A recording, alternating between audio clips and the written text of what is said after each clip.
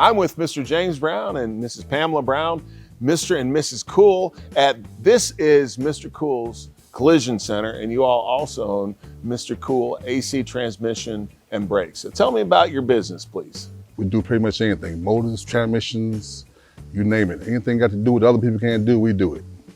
We started off in an auto repair shop. My father was in it for 35 years. I grew up in the car business, so I got out of high school in June. My daddy gave me key to the shop in July.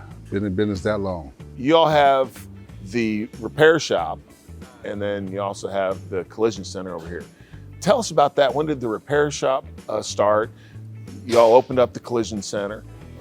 Where do you get your business from? I think there's some referrals from insurance companies and that sort of thing here. Then over there, I'm sure it's a lot of word of mouth and people coming in. So the location we're in now at 8062 Kingston Pike, we moved into that building in 2002. We were the first Black-owned business on Kingston Pike. I ran the front office and he took care of the shop area and stuff like that. And we get business from around town, customers, dealers. But actually when we moved here in 1995, we had mobile air conditioning business, and that's where the name came about, Mr. Cool.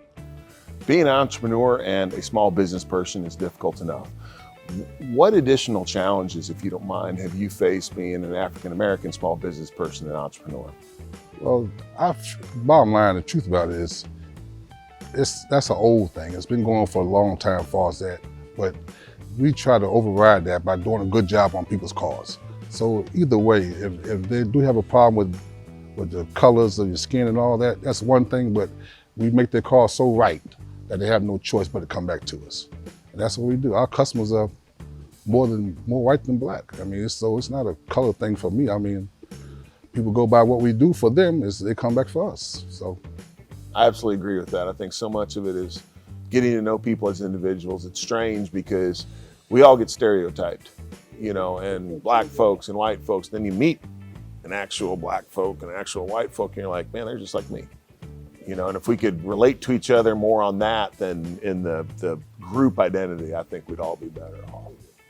When we think about auto mechanics, it's really evolved from just wrenches and that sort of thing to now it's diagnostics, working with computers. And how have you seen that through the years that you've been in the business transition? Well, it went from a $100 scanner machine to a $10,000 scanner machine. So you gotta know what you're doing. You cannot just fix a car these days without knowing something. It ain't like anybody can open a repair shop and be good at it. They'll be out there tearing up people's cars. I get cars in my shop that look like, who fixed your car? You know what I'm saying? One of my passions is career and technical education in the education system. How hard is it for you to find someone who's qualified to work for you?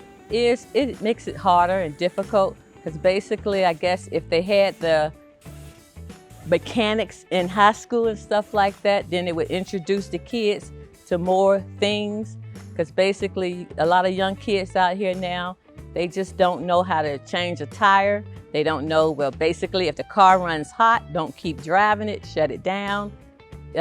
So it would be a benefit, that they put this mechanics back into the schools.